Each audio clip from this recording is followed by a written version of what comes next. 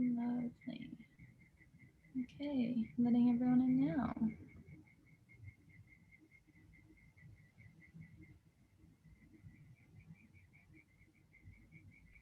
Awesome. Hello, everyone. We're just waiting for the last couple of guests to come in from the waiting room. Thank you for your patience. Perfect. All right. Thank you all so much for joining us this evening. It is my pleasure to be here with you tonight for this very special discussion of Todd Alexander's new memoir, You've Got to Be Kidding. I'd like to begin by first acknowledging the traditional owners of the land on which I am currently broadcasting to you from, the Yagara and Turrbal people. I would like to pay my respects to the traditional owners of the land on which you are currently all joining in from. I acknowledge that this always was and always will be Aboriginal land, and pay my respects to elders past and present. So before I hand you over to our speakers tonight, I'd just like to really quickly reiterate some of the information that was sent to you in the email earlier with your link to join this evening's event. So as you've all noticed, you have been automatically placed on mute, but that doesn't mean that Todd isn't keen to answer your questions. He's assured me that he is. It will just take place a little bit differently than you might be familiar with.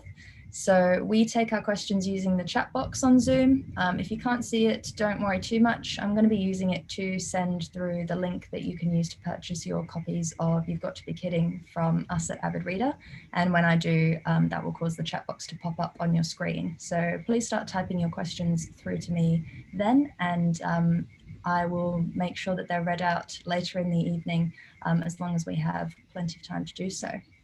And so lastly, we rarely have any technical issues, but Todd is based in a remote area. And if you are in Brisbane, like I am, then you'll know that we have a big storm rolling in. So if for any reason one of our speakers drops out this evening, then don't worry, we'll take a quick break and resume as soon as we can readmit them. And if one of you drops out, then don't worry, you can use the same link that you were sent in that email to rejoin, and I'll admit you as soon as possible. So it's now my pleasure to introduce your moderator for the evening, Michaela Kalowski. Michaela is an interviewer and moderator at Ideas and Writers Festivals. Recent interviews include Margaret Atwood, Colin McCann, Stan Grant, David Mitchell, and Trent Dalton. Her interviews can be heard on various programs on ABC Radio, and she's also co-hosted The Bookshelf on ABC Radio National. In 2020, Michaela was the curator of the Big Weekend of Books, ABC Radio National's first ever on-air Writers' Festival. Michaela, it's now my pleasure to hand over to you.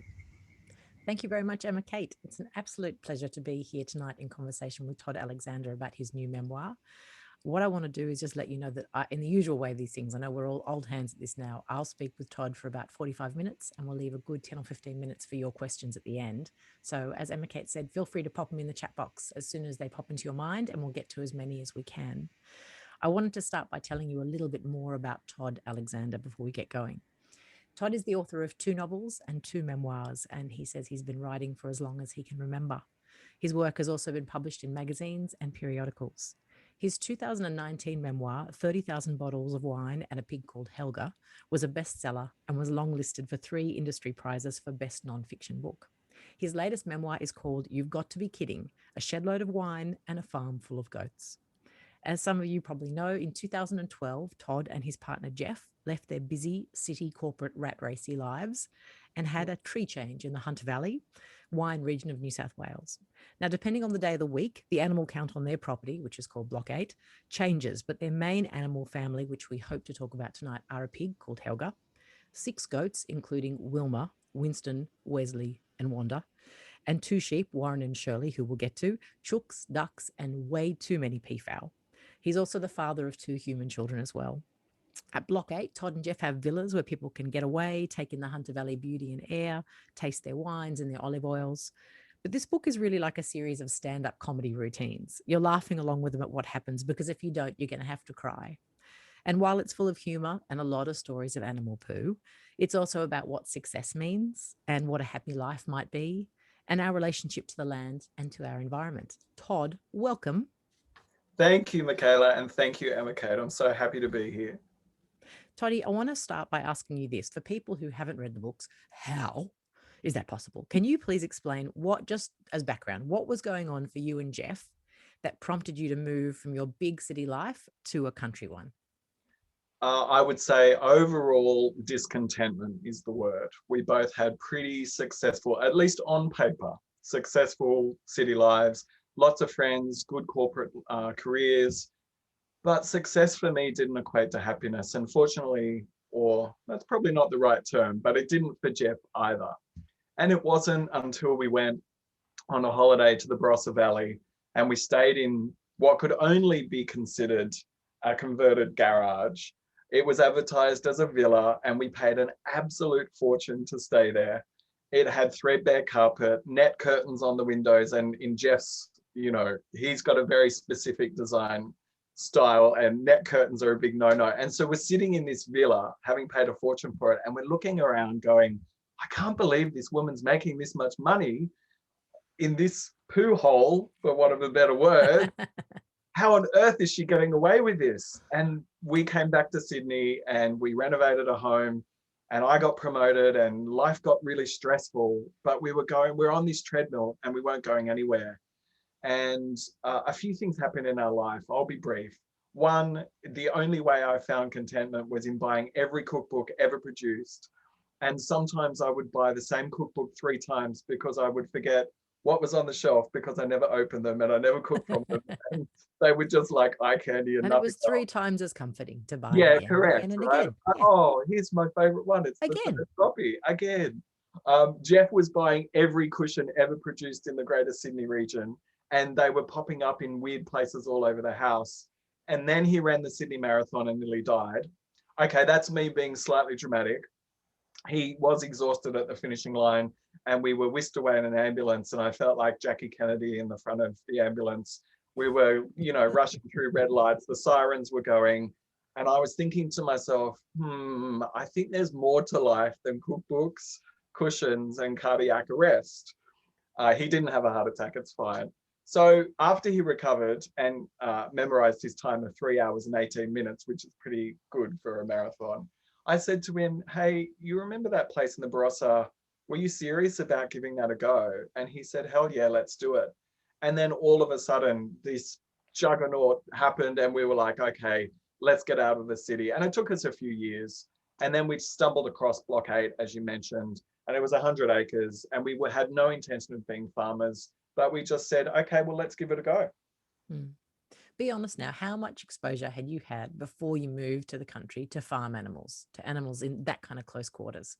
When I was 6, the primary school took us to Featherdale Farm out the back of Doonside.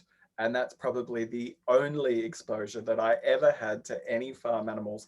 And I'll be very clear, they were never, ever part of the plan. In fact, I wanted to be like Maggie Beer, but then on steroids, because I wanted to do the nose to tail philosophy. So one of the things I was thinking was, let's get some pigs and slaughter them and eat them. And that changed very quickly after I named them Rodney and Billy. Happens when you name those kinds of things. Yeah, you should never do that. Never do that.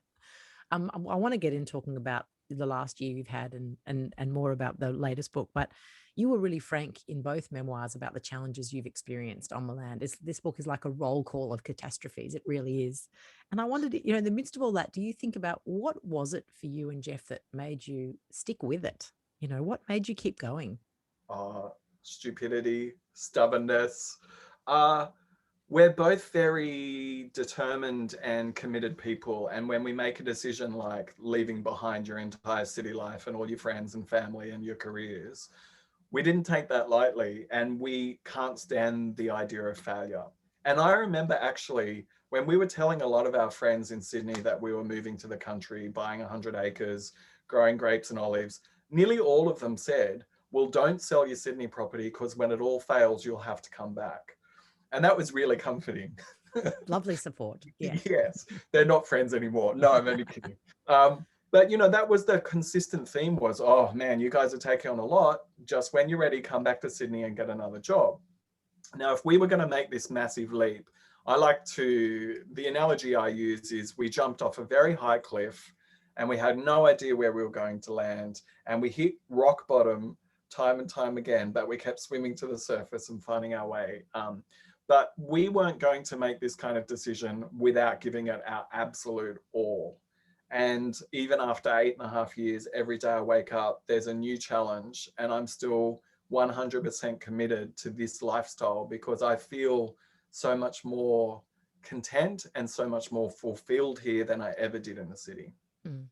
This memoir opens with a great quote from Carrie Fisher, which is, there's no point at which you can say, well, I'm successful now, I might as well take a nap. And there's something to that. It keeps coming up throughout the memoir in a way that I really loved. It's a really great theme. And I wanted to ask you if you could riff off that a little bit. Do you feel like a farmer now? Do you feel like you've made it? It depends what day you ask me. Today. Today, yes. I mean, there are things that I now know that I would never in a million years have thought that I would have known, 5 years ago or even 20 years ago. So yes, my knowledge base about living on the land has absolutely skyrocketed. But then there are other days where I just wake up and go, I have no idea what I'm doing. I'm completely out of my depth. And maybe it's time to give this whole charade away and admit defeat. And that happens quite often when you live on the land and Mother Nature throws all of these curveballs at you. Sometimes it gets a bit too much. But that quote from Carrie Fisher, I particularly after writing the Helga book, a lot of people were like, oh, the boys have left the city, the tree change is complete, they've made it now, they've got the accommodation, they make wine, they make olive oil, everything's sweet, they must be all sorted. And that's just never the case in the country. And I really liked that quote from Carrie Fisher. And I might just take a quick divergent here. The reason I chose that quote is because Carrie Fisher, I'm not a Star Wars fan. That's great if you are, but I'm not. But I love Carrie Fisher's memoir writing. I just, every time one of her autobiographies was released, I would race to my local bookstore, I would bring it home and I would shut the bedroom door and I would say to Jeff, I'll see you in 6 or 8 hours. I'm hanging out with my best friend, Carrie. And that's seriously what it felt like, that she was in the room with me and talking. And I chose that quote to open this book because I try my absolute best when I'm writing to be my complete and open self. And you alluded to that, Michaela. It's no holds barred. It's just like whatever I'm feeling and thinking, it's on the page. And I hope that I can convey that to readers, that pretty much it is what it is. There's another thing that you talk about in the book, which a lot of, was very popular from kind of 2008 onward. I think it was Malcolm Gladwell, the American thinker and writer, talked about this idea that to be a specialist at something, you need at least 10,000 hours of like flying time. And as you estimated in the book, you're probably up to like over 61,863 hours of flying time. But, that idea, if you transpose it in your life, does that hold true for you, do you think? I mean, you've been doing this now, like you say, 8.5 years. Absolutely not. So 8.5 years, I worked it out the other day. I think I'm up to around about 75,000 hours, including sleep time. And trust me, if I'm asleep, I'm still dreaming about the property or waking up in the middle of the night thinking of some other thing. I guarantee you that guy, Malcolm, what's his name? Never, Gladwell. ever. That's it. He Whatever. He was never on a farm with a dead roo and a dam, was he? Correct. So he's wrong because he never set foot on the land, basically. No. And that's kind of my point is, when you do live this life, when you are at the complete mercy of Mother Nature, the environment, animals, industries that are completely outside of your control, it doesn't matter how many hours you've spent doing these tasks. Something else is going to come along and sideswipe you and set you back 5, 10, 20 steps and make you recover. And so I still don't feel like I'm an expert at any of the things I do on a daily basis. So he's wrong, basically. Here, you heard it here first. That's exactly right. I want to get to talking about Mother Nature and your relationship with Mother Nature and the messages she's been sending you and all of us. And I want to talk about COVID and post-COVID life. But I think to do that, first, we need to talk a bit about Block 8 itself and the animals that are there. Now, I have to admit that I've been lucky enough to go and visit Block 8. So I've been up close with those goats. I love goats. I love me a goat to pat, not to eat. And I will admit to being properly freaked out when I met Helga the pig. She's 150 kilos, and I stayed well away from her with a lot of respect, I must say. How many animals are on the farm at the moment, Todd?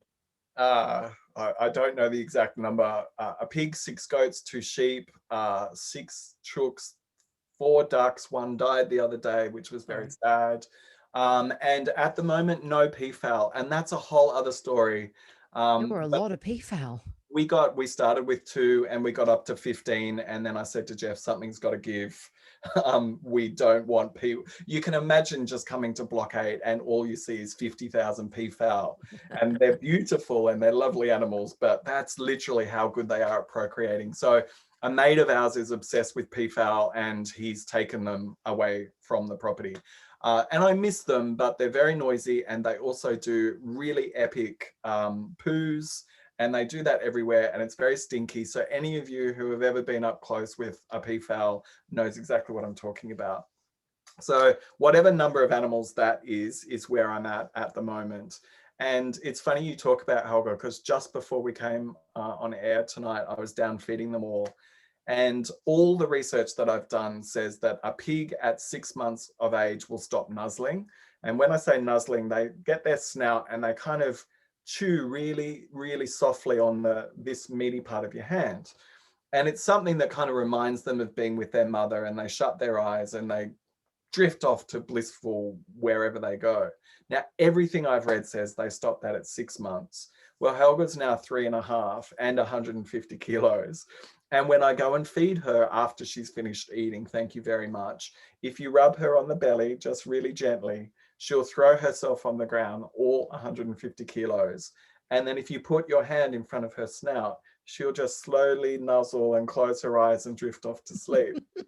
And it is the most, like, here I am. If you'd have, I used to work for a big internet company. If you'd have asked me 10 years ago, is this what you'll be doing? Tickling a pig under the belly and letting her nuzzle into your hand, I would have said, no, it's never going to happen. But I make a point, and this is something I say in the book, like all of the hurdles that we face, I make a point of beginning and ending every day with something I love doing, and that's spending time with those animals. And I can't imagine doing it any other way now.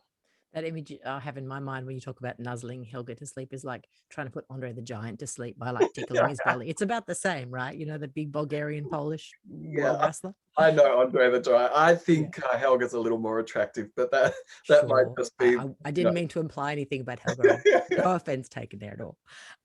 There's also these wonderful descriptions in the book, and you've already started talking about them, of how you've come to really kind of understand animals. And for me, having grown up in the city, it really gave me an insight of animals as other living creatures, which sounds obvious, but something that we kind of can forget if we don't see them often and we're not engaged with them in any way, and we don't think about where they are in the world, in our country or anywhere else. There's this great description you talk about how you can tell the goats apart by their bleat. And there's a great thing where you talk about you can tell when Helga's in a grumpy mood. And I just want to know, for all of us, we are having a bit of a Helga moment. She'd know she's maybe on one of your favorites. What does a grumpy pig look like? How do you know that she's grumpy? How do you get out of her way? They talk differently when they're in different moods, pigs in general. So when Helga's happy, she wags her tail like a dog. When you go to the farm, she greets you and she makes little happy, almost like rounded grunt sounds, and she breathes really quickly. It's quite like almost like a panting dog, and she'll sniff your hand, and she's very engaged, and she'll look into your eyes. When Helga's in a bad mood, you're generally looking at her from behind. Her tail isn't wagging, and she lets out a grumpy kind of grunt, which is almost like a dog's bark.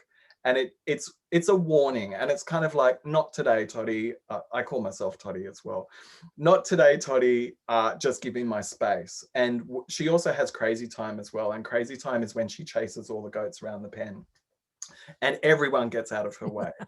Now, she went through this very particular teenage period where she was actually quite anyone with teenagers knows what I'm talking about. She was insolent. She hated being told what to do.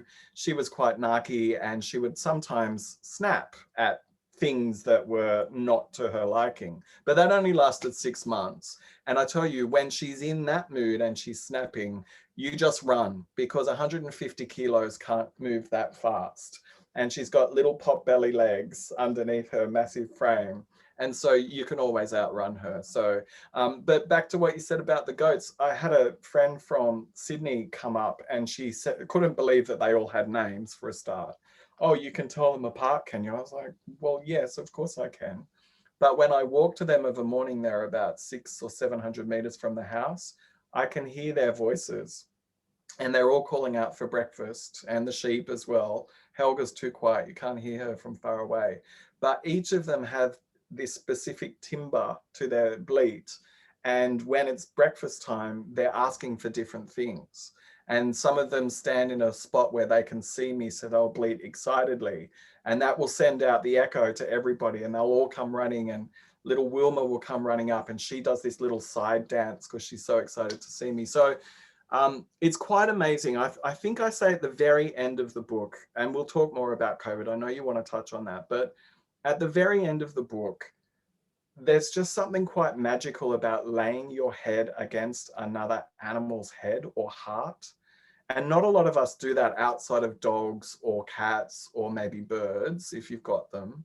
But to do that to a massive farm animal, like my goats are big goats. You've seen them, Michaela, you know, they're big boys. They are not small. Yeah. No. And to have that intimate trust with an animal of that size and know that they trust you implicitly and vice versa, it's quite a magical thing. And I loved connecting my forehead with an animal's forehead.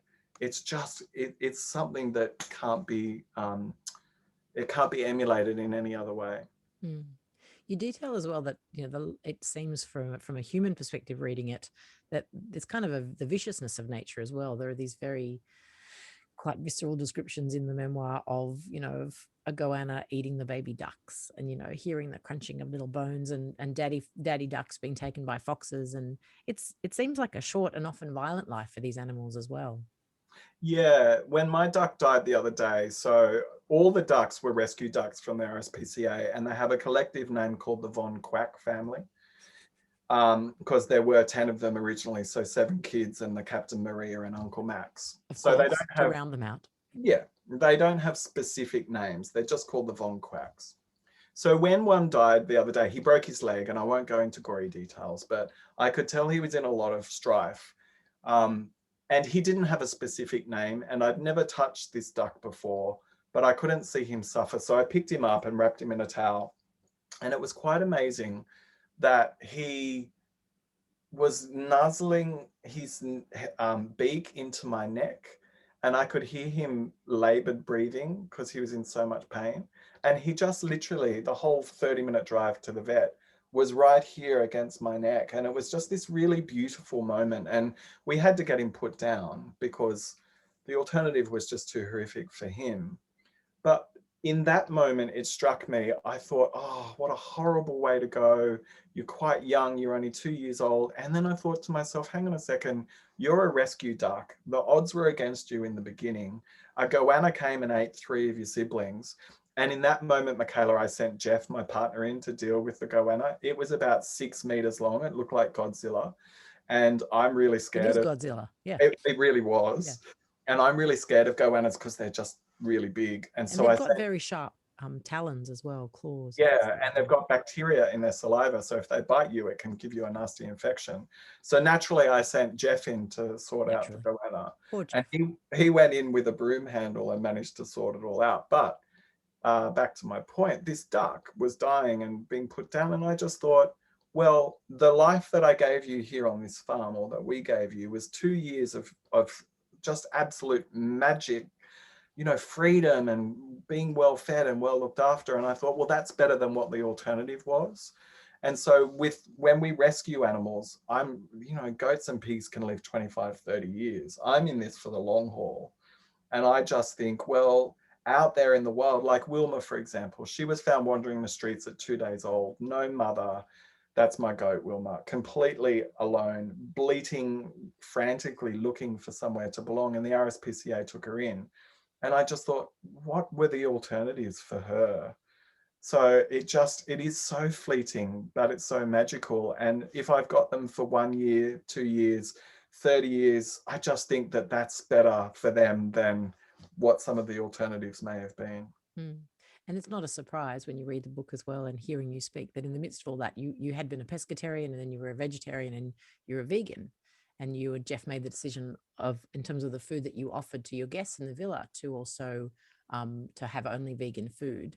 Can you talk a bit about how, I suppose also how people respond to you about that, but you're thinking about that? It was really controversial to give. I mean, you know, when you go away for the weekend, you want bacon and eggs, right? Most people want bacon and eggs. But I had a pig. So when we got Helga, she was this little. She could fit in my 2 hands. And for night after night, I had a pig falling asleep on my chest, snoring under my chin. And then she learned how to jump up on the couch. So you'd be watching Netflix and she'd be sitting in your lap and then she'd be They're playing. very smart, aren't they? Oh my Super God. smart. Not just because they can jump up on your lap, but they're very smart animals. No, she could sit like a dog. She could fetch. She was toilet trained. It was phenomenal. So when you have this bond with an animal that you also eat, because, you know, unashamedly, I'll tell you, the reason I stopped being a vegetarian was because I miss pepperoni pizza too much. Very honest. I went, you know, understandable, right? And I went back to meat and I ate pork right up until I got Helga. But something about bonding with an animal to that level of intensity just changed my whole philosophy. And deciding to enforce that, if you like, on our guests was a big step for us. So we just decided to kill our guests with kindness, if you like, and give them such an amazing quantity of such quality food that they didn't even think about missing the bacon. So 3 years later, we seem to have, quote unquote, gotten away with it. Such a particular kind of statement, isn't it? Yeah. I do want to come to the year we've had because, you know, there were all these terrible kind of jokes about how Mother Nature was trying to kill Australia, right? You know, we have fires and then we have floods, you know, we have drought, then we have fire, then we have floods, and then we have COVID. They're not all Mother Nature, or maybe they are. But I wondered if you could reflect a bit. I want to go back to the drought and the fires, of what that was like to be on the land and to not have grown up on the land and to have all these creatures who were all over the place. It wasn't like you and Jeff could just get in the car and drive away. What was that moment like for you? Because there were fires all around your property, like, you know, 10-meter wall high ones that were jumping highways. Yeah. You know, when you're in the city and the smoke comes over, I remember 20 years ago, all the ash from the Blue Mountains came over Bondi Beach 20 or 30 years ago. And it was really like Armageddon. It was very strange. And while that was close, it was never a personal threat. You never felt that that was an issue for you personally. And moving here to the country, I remember not long after we moved in, we can see the Barrington Tops from our front porch. It's, I don't know, 20 or 30 kilometers away. So a long way away, but you can see it. And I remember seeing embers burning up there not long after we moved in. And I thought, oh, well, that's strange because I've never actually seen a bushfire from my front door before, but that's so far away, we'll be fine. And it wasn't until that catastrophic day about 18 months ago, remember New South Wales particularly, and I think parts of southern Queensland, where we're all on a catastrophic warning because the winds were so strong, it was 40 odd degrees. And I was oblivious. Like, I honestly just thought, oh, well, it's not going to happen to us because it's just Mother Nature plays a lot of tricks, but we'll be fine this time. And then my mum called me, and I put this scene in the book, if you remember. My mum called me and said, is that smoke anywhere near you? Because she only lives 10 kilometers away. And I said, oh, no, don't worry, you're fine. And then I thought, oh, maybe I should look out the window. And so that was the day where you and Jeff actually like kind of jigged from all your work and you went inside to just, yeah, it was too that's hot, right. it was too windy, and you watched too a film. hot. It was like being in a fan forced oven outside, and we're like, Yeah. oh, this is crazy, let's go in. So I look out the window and there is a massive funnel of black smoke in the air about 10 kilometers away. And then I open up the Fires Near Me app, and as you say, there are 4 fires surrounding us. And my whole body went into meltdown and I was just trembling. And Jeff's like, why are you trembling? I was like, because we're doomed and this is the end of everything we've worked for. And it was in that moment that I felt truly at the absolute mercy of Mother Nature. As it turns out, two of those fires were quite severe. One of them was 3 kilometers from us. And at the back of our property, there's about 200 hectares of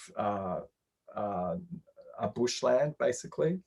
And it's a national park, so there's nothing in there. They don't backburn. It's all just bush. And on the other side of that, on one far side of that, was where the big fire was in Rothbury. Mother Nature was on our side that day because she was blowing the wind away from us, which was unfortunate that she was blowing the fire towards a little town and a few people were evacuated. Nobody lost their life, thankfully. But in this extreme heat and fires, and we were watching helicopters bomb the smoke, the flames, we just had to come up with an evacuation plan all of a sudden. So at that point in time, I had a wine tour bus, and I wrote about doing that as one of the jobs to make money, as you do. And I just parked that outside the farm. And I was going to put Helga over the very back and have 6 goats and 2 sheep in the middle, and the ducks and the chooks in the front with me. And I was just going to drive for our lives, take them on a wine tour of a different kind. As it turned out, we didn't need to do that. We were spared. But then Mother Nature played more tricks and came back again in January and basically decimated the entire Hunter region's grape crops that year. So it was truly, truly terrifying. But it also was, I'd probably say at that moment that I woke up to the reality that all of this can be taken away at any point. And you talked about the drought. That was really hard for us. And then the rains came, and then she sent, she being Mother Nature, more and more and more rains. So we lost our grapes this year because it was too rainy as opposed to no rain. And it's at this kind of point that you throw your hands in the air and go, you've got to be kidding. What's next? Don't ask. No, don't ask. Don't ask. Exactly right. Just wake up and face it, basically, is our philosophy. Yeah. There's something to that in the book. One of the things that really struck me is the way that you and Jeff, as you know, you get better at stuff and you learn how to do stuff, but there's something about being very present. There's something about getting up every day and just having to respond to stuff. And it's almost anathema to the rest of the way we live. You know, we're taught to train and do the long course and become an expert and not speak until we know everything about everything. And there's something really, it was like so refreshing to read about how you and Jeff just kind of jumped in and just, you keep jumping in. And I think it's almost like a wake-up call. And I thought about that. I thought about that in relation to COVID, really. I was going to ask you how COVID, I know you talk about this in the book, but how COVID kind of changed your business and your living on the land. But more personally, because I think it's great to hear what you think. You know, do you think COVID's kind of woken us up to what it is that makes us happy? I heard someone say that COVID was like an X-ray of our society. Like it's shown up all the fractures and we can't put them away again. Yeah, I really like that. COVID was this weird, I mean, most small businesses suffered, and we were certainly no different. When you rely on tourism to make the majority of your living, which is what we do here at Block 8, our entire business was decimated overnight. We lost something like $80,000 worth of bookings in the space of 10 days. And that's our livelihood. And we have a mortgage and we have 1,000 other bills to pay. And those bills didn't stop coming, more or less. And when your income freezes up and you then go, okay, what next? You start thinking about what's worth it in life and what you should focus on.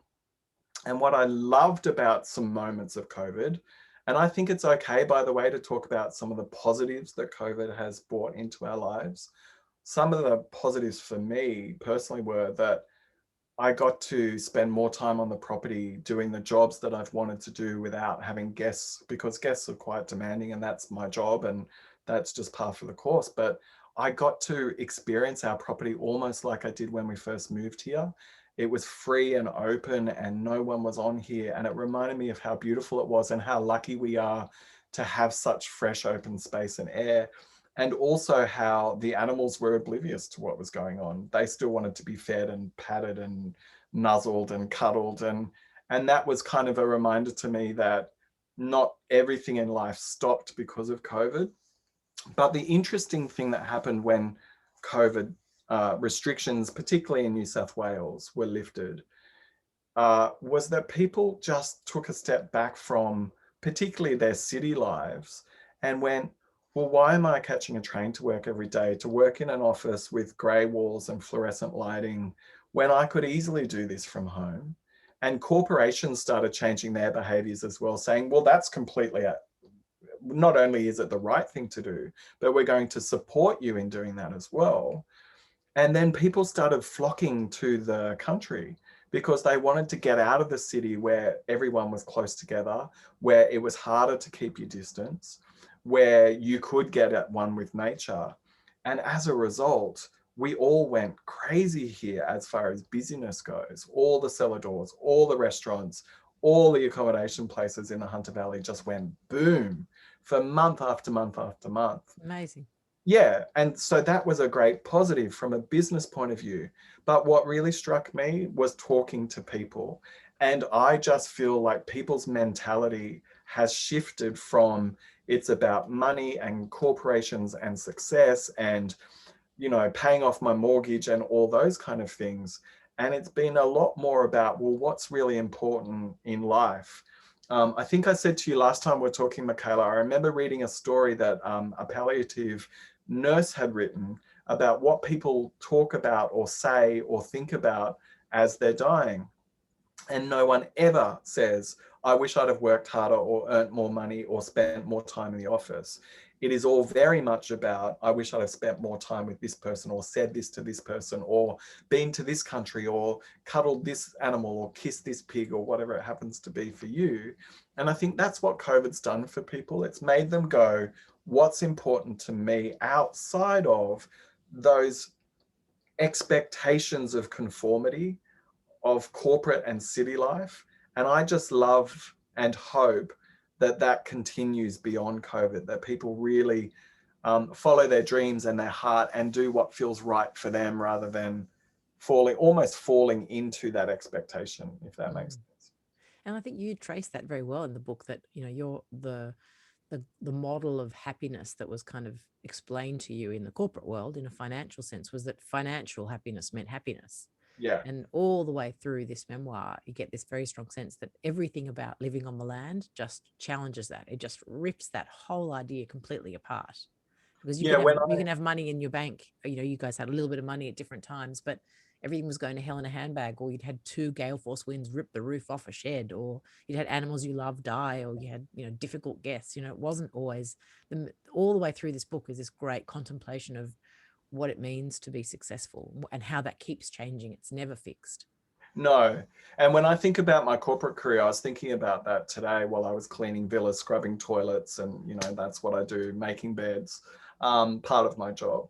And I was thinking about my corporate career and I was thinking, well, towards the end, all I did was PowerPoint presentations. I mean, literally day after day after day, I would be on PowerPoint and I would then present them to extremely bored executives who often requested a printout in advance and would jump ahead pages, and you'd be lost in the whole, you know, expectation of what you were meant to deliver. And then I just thought, well, no wonder that wasn't fulfilling. No wonder that despite earning a lot of money, I mean, I will say that I was very well paid and I had shares and all of that stuff was so wonderful on paper. But I would come home and feel like a zombie because all of my energy had been sapped out of me and I felt like I was wasting away. When you contrast that with life on the land, my standard joke is when I was in the city, the hardest work I ever did was typing. And the only power tool I ever used was at home, my KitchenAid Mixmaster when I made cakes. When you move to the country, man, do you work hard, particularly when you've got 100 acres and animals and crops and accommodation.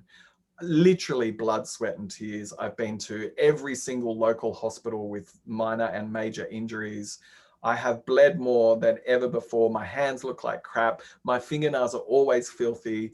It's quite bizarre, the contrast between my city life and my country life, but I wouldn't change it for a second. And a journalist asked me the other day, would I do this all over again? And I said, I firmly believe, and this is my personal belief based on 8.5 years in the country, I firmly believe that this is how human beings are meant to live.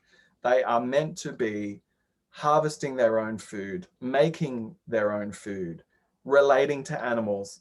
That could be eating animals if that's what you're into, but understanding that animal and appreciating that animal and working with that animal, understanding the environment. We touched on this really briefly with COVID and drought and flooding, understanding that the environment is critically endangered and we have to do something about it. When you live on the land, it's really hard to ignore that. Sometimes when you're in the city and you have to catch the bus to work because it's pouring with rain, you don't really think about the implications of what Mother Nature's doing. When you're on the land and your whole crop's decimated because there's too much rain, well, you really start to pay attention to what you're putting back into the earth.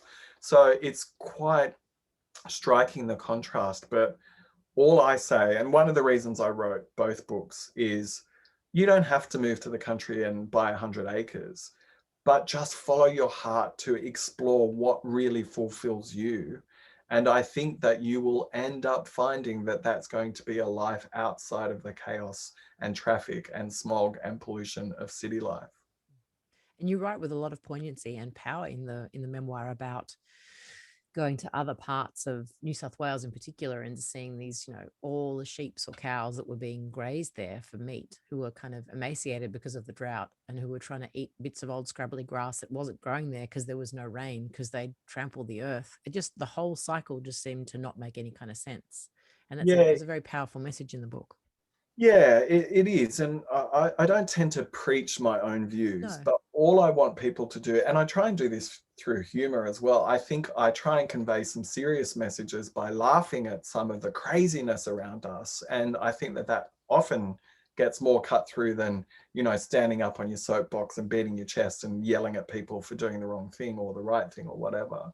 But yeah, that was really a stark moment for me. I was actually driving around the country promoting the Helga book, and I hadn't been out to some of these places. And I just thought, well, this really doesn't make sense. We all want to live on the coast where it rains naturally more than it does out in the country. But we all want to eat meat. So we'll farm these animals out in the country where it doesn't rain. And then when there's not enough rain, we'll go and get feed. And this is what was happening in Dubbo when I was out there. We'll get feed from South Australia where it rains more to come and feed these animals.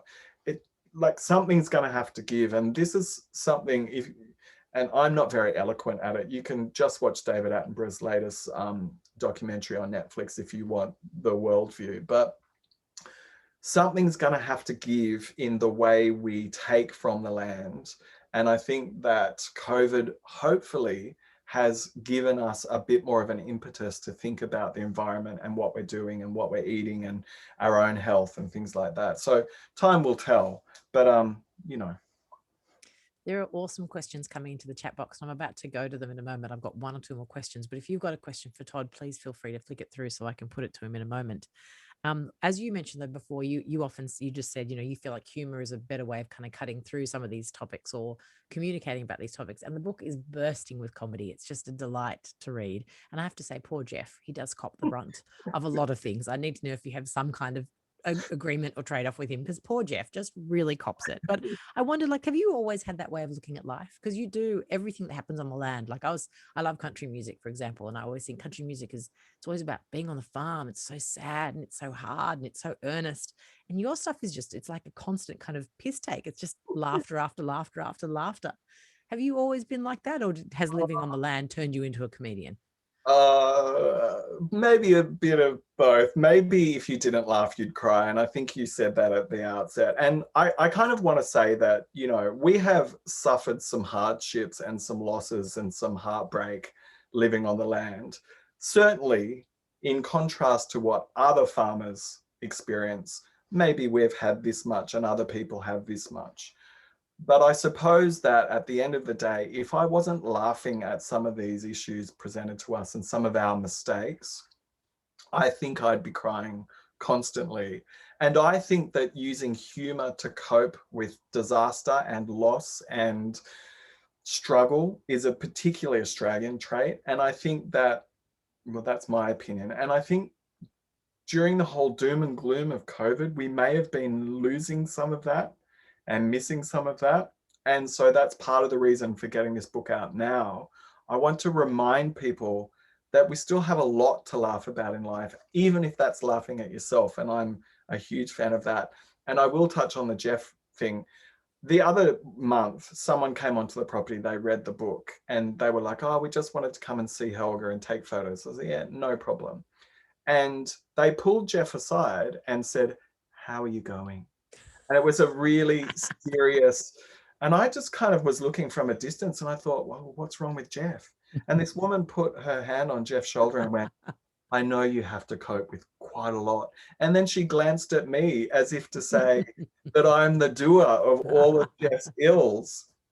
But yeah, look, when I wrote the first draft of Helga, Jeff was like, oh, are we really going to put this out there? I was like, come on, what's the worst that can happen? You'll be fine. But I think a lot of people really relate to the way I talk about Jeff. It's quite a lot of people do that with their partners in life, and it's quite okay to take the mickey out of your partner as long as you're both laughing. You know, when I bash my head against the cupboard and Jeff finds that hysterical, that's not okay because I'm not laughing. But that's something that he really enjoys. And after the pain subsides and he's still chuckling, maybe then I'll join in. Maybe. Sure. And I was going to say before, when you said your feeling is firmly now that this is how humans should live, you know, we should live close to the land, we should grow our own produce, we should know the creatures who are around us, who sustain us. But part of that as well that I was really touched by is also partnership. Is the partnership you and Jeff have is written. I know there's warts and all in the book, but it's a very beautiful depiction of two people who decided to do something together and just keep on choosing to do it together over and over again. And that is really affirming and really beautiful to kind of read about, because it is quite unusual. And I think, as you say, in the city, you work a big day with a whole lot of people who are more or less strangers to you, and you come home and you zone out. You get on your phone, you check your work email because you're so important. You watch a film, you don't talk, and I think that there's something really wonderful in the book. You detail how much time you and Jeff sit debating stuff with each other, not just cushions, but what you should do next and what the pros and cons are. And there's something really it was inspiring, for want of a better word, I have to say. Thank you. That's really lovely to hear. I mean, every relationship you still work at it. We're now 16 years strong, which I think in gay years is like 48 because it's kind of triple. For sure. Absolutely. Yep. But, it's a bit of a double-edged sword, because when you work together, you have that mutual care for what you're doing to talk about. But at the same time, you never switch off from that. And so when we both worked in separate places in the city, I agree with you, Michaela. I'd come home and I'd just be like, oh, I can't talk. You'd be on your device. And so I think that working together is not the right answer for absolutely everybody, certainly.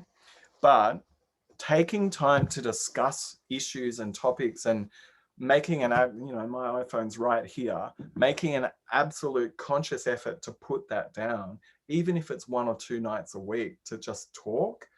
Man, sometimes it's uncomfortable because you're using your devices to distract yourself, and to shut down everything and just look at each other and talk for 3 hours straight.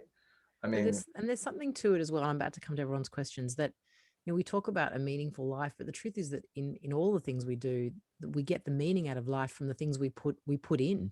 So if you're putting time and conversation and meaning and exchange into a relationship, into any relationship, you're going to get something out of it, as you do with work, right? We wonder why work's so good and home office isn't so good. It's because you're at work all the time.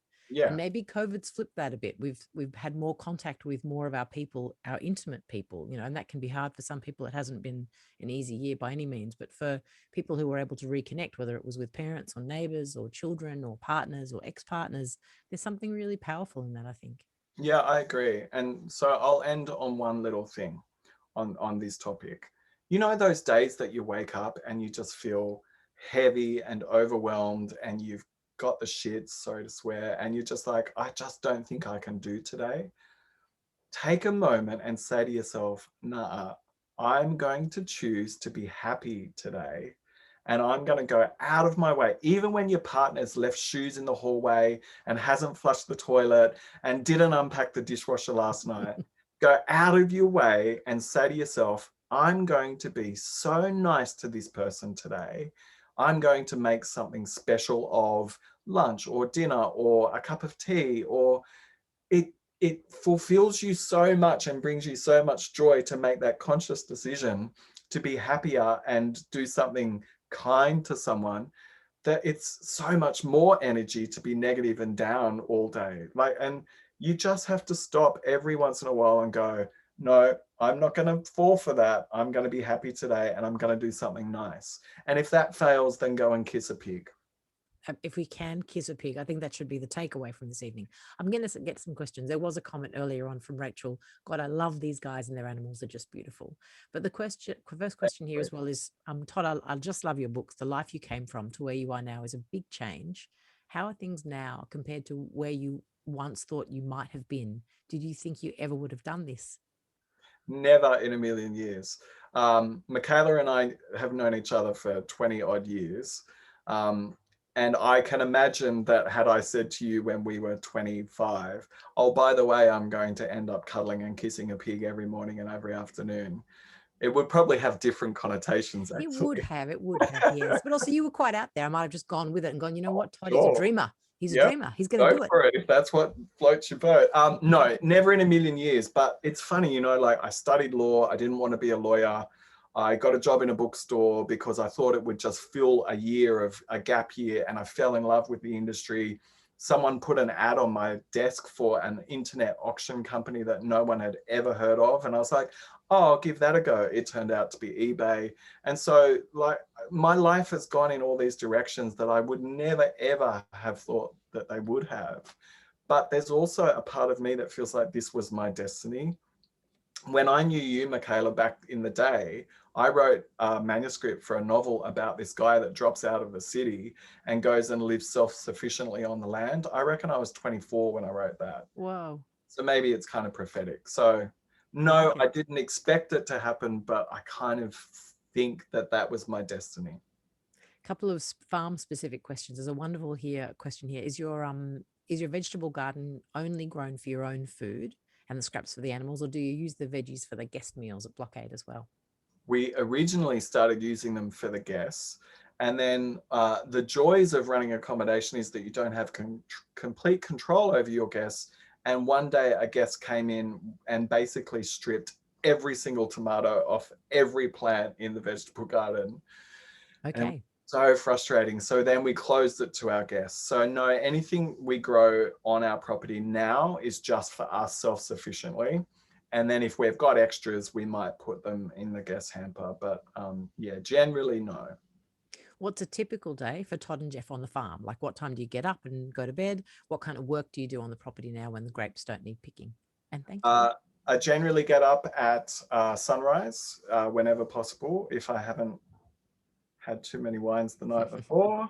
And generally I will catch up on work stuff, so emails and stuff, and then go and spend half an hour with the animals at least, if not an hour, grooming them, talking to them, feeding them, cuddling them, you know, making sure they're all okay. And then after that, my day starts in earnest. So it changes every day. Running the accommodation's a full-time job, as I mentioned, cleaning, making beds, tending to guests. I was so busy today that Jeff kept calling, and this is something that you can take away tonight as well. Jeff kept calling today and I was like, hello? Like every time he called, I was in the middle of something and I had to stop myself and go, isn't this lovely? We're not together, because he was off doing another job and he keeps calling. So every single day is so intensely busy that I never ever have a moment where I go, oh, and look around going, oh, I might do that now. But it changes. So I mow the lawns and that can be an 8-day job. I landscape the gardens and weed the gardens, and, you know, that can be hours. You know, we might go and do work on one of the villas. So it's building work. It's just, I never literally know from day to day what's going to happen when I wake up. And so I just embrace it as it happens. What's on your to-do list for the next 12 months? Oh, vegan cheese making. Mm. Yeah, Jeff bought this really cool cookbook. They've got it at Avid Reader. I'm sure they do, Emma Kate. It's called This Cheese is Nuts. And it's really, really good. And I haven't cooked any yet, made any yet. And I'm like, I want to do that. I look religiously on the RSPCA website. I want to rescue some more animals. And I've started looking further afield. So I've started doing research on orphaned and needing rescued alpacas and llamas to see whether they can have a home with us. And I've written another book, so I need to edit that. When do you write? If you're getting up at dawn and you're talking to your animals and you're spending 8 hours for 8 days mowing lawns, when do you write? It used to be when I was driving that wine tour bus. So I only stopped doing that 2 months ago. And while all the wine tour guests were in cellar doors getting drunk, I'd be outside on my laptop typing away. So it could be like an 8 or 9 hour day, just fully focused on writing, aside from when I was driving people from one cellar door to the next. Discipline. Yeah, well, using my time wisely, I think, So yeah, there's some of the things I would like to achieve, but I'm sure Mother Nature has other plans for me, so I'll just have to deal with whatever. Keep your plans to yourself. I think that's right. I know we're close to time, but I want to ask a few more quick questions if everyone's happy to stay on. There are some great comments here. People saying we need to have Jeff on too. When will we see both of you? And someone says, how many pillows do you actually have at Block 8? And I'm sorry I didn't get to ask you about the pillows because I personally understand where Jeff is coming from. For people who don't know yet, Jeff is a cushion collector. There can't be enough cushions for Jeff, and I know exactly where he's coming from. But how many cushions are there at the moment, Todd? Well, can I answer that by saying that after I wrote the Helga book, it became a bit of an ongoing joke that Jeff collects too many cushions. So I was cleaning my bookshelves one day and I thought, I'm going to count how many cookbooks I've got because that's my collection. And I got up to 400 cookbooks and then I lost count and I stopped. And Jeff pulled me aside later that day and he said, did I see you counting your cookbooks today? And I was like, no, you didn't. He's like, Toddy, how many have you got?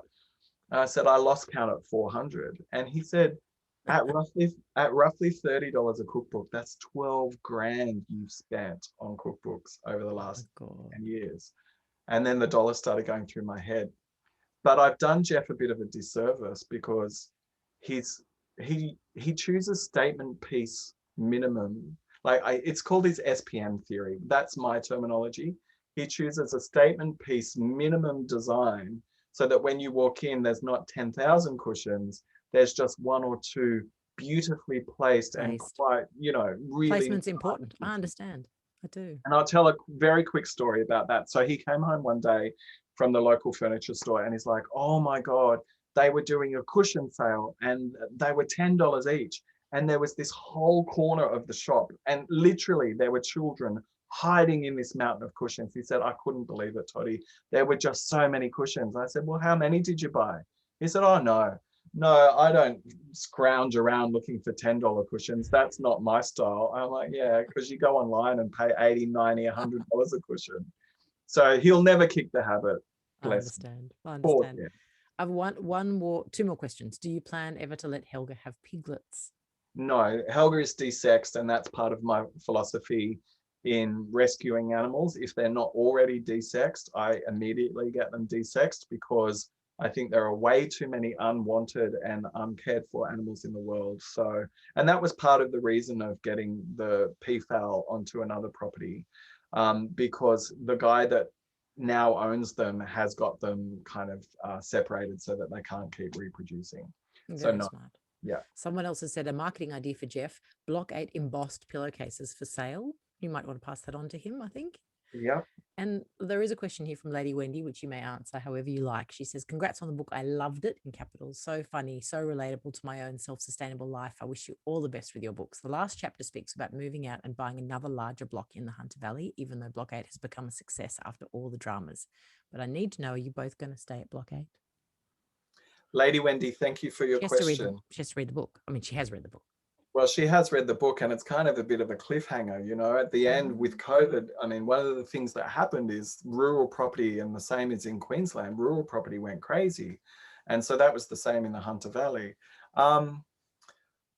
Will we stay at Block 8? Block 8 was never forever for us. It was always a 10-year plan to build the Hunter's best accommodation. And I think we're ahead of that because we've been here 8.5.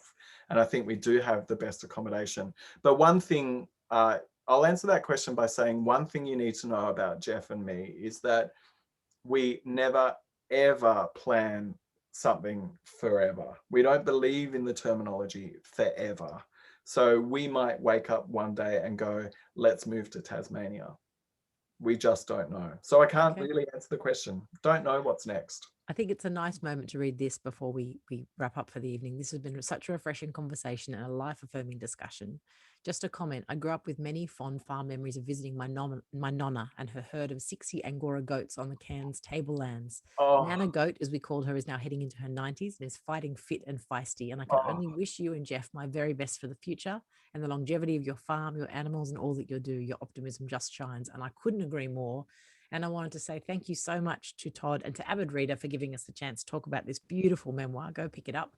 And thank you all so much for all of you for joining us tonight. I know it's be awesome to be in the same room, but these events are still really special because we can be wherever we are and we're still together. Emma Kate, I don't know if I want to hand you back over to you, but for me, thank you, Todd. Thank you, Michaela. I'm getting lots of thanks coming through the chat box as well. Thank you, Todd and Michaela. This has been such a wonderful, heartwarming and funny event. It's been absolutely lovely. You two are such a great match. Everybody's been really enjoying it, as you've seen from the comments. I'm going to invite people to take themselves off mute now if they'd like to do so. You have to manually do it yourselves, but if you would like to join me in thanking Michaela and Todd, then please do. It's been a lovely evening and I hope you enjoy the rest of it.